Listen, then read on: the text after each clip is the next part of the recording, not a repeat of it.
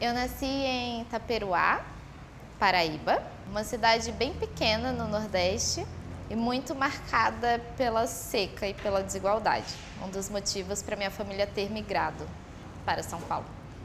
Quando cheguei em São Paulo e olhei aquela rodoviária cheia de gente, tudo cinza, sem conseguir olhar o céu, a primeira coisa que eu fiz quando eu desci do ônibus foi vomitar.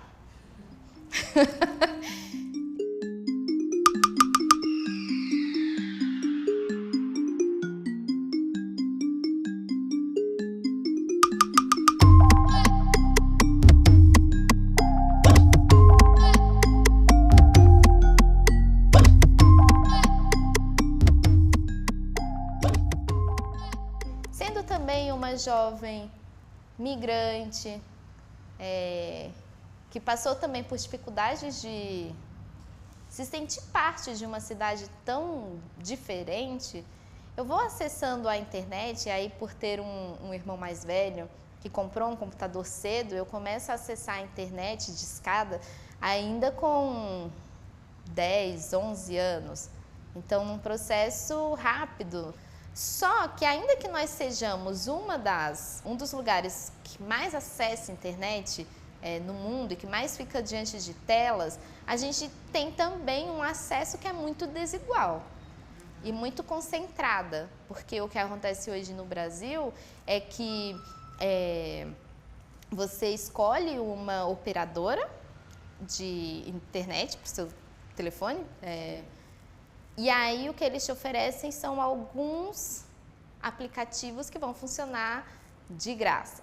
E aí quais são esses aplicativos? Vão ser os aplicativos de mensagem, como o WhatsApp, e você vai tendo, para as populações principalmente mais vulneráveis, uma compreensão de que a conexão que você tem com a internet são esses aplicativos.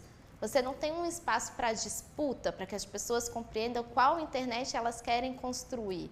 Então, quanto mais a gente passa pelo fortalecimento dessas grandes plataformas, menos a gente encontra espaço para inovação e criatividade em termos do que a internet poderia vir a ser e como ela poderia servir exatamente para essa formação maior de comunidades, para outras questões que poderiam nos ajudar, inclusive politicamente.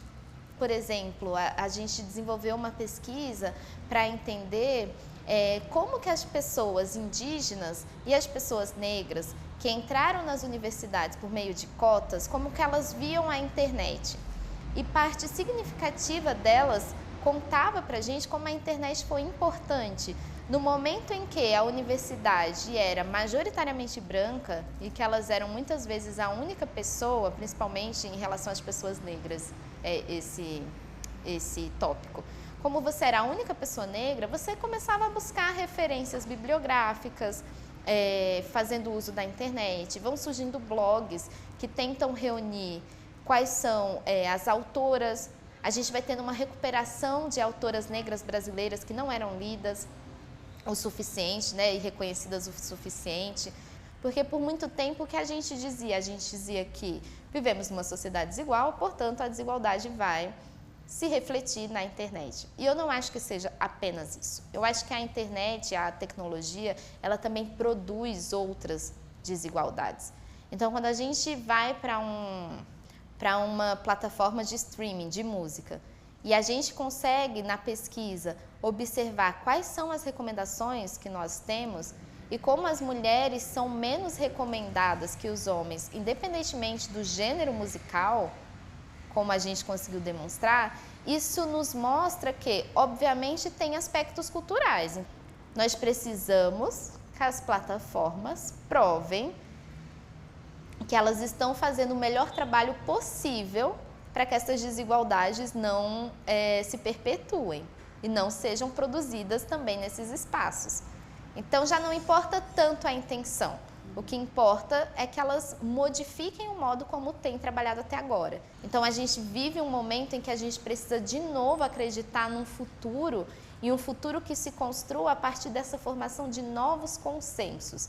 E parte significativa disso precisa acontecer diante do fato de que a gente observe as populações historicamente marginalizadas e escute ativamente essas populações, mas que as populações que não foram historicamente marginalizadas também consigam olhar para dentro e consigam pensar de onde elas descendem. Quem foram esses antepassados? Nem as mulheres vão conseguir construir e conquistar os seus direitos de forma isolada, nem as pessoas negras, indígenas, quilombolas vão conseguir fazer isso. A gente vai precisar de uma coalizão grande, de que as pessoas entendam a importância disso, não só para os grupos marginalizados, mas entendam a necessidade social de lidar com esse adoecimento que essa raiva, essa denegação do nosso passado vai gerando de uma forma geral. E aí isso se conecta também com essas questões que a gente tem sobre a tecnologia, porque essas tecnologias também são produzidas por pessoas. E esses sentimentos sociais vão também adentrando o campo de produção e de pensar sobre as políticas, né? Quem é que toma essas decisões, quem é que pensa as políticas que vão ser construídas.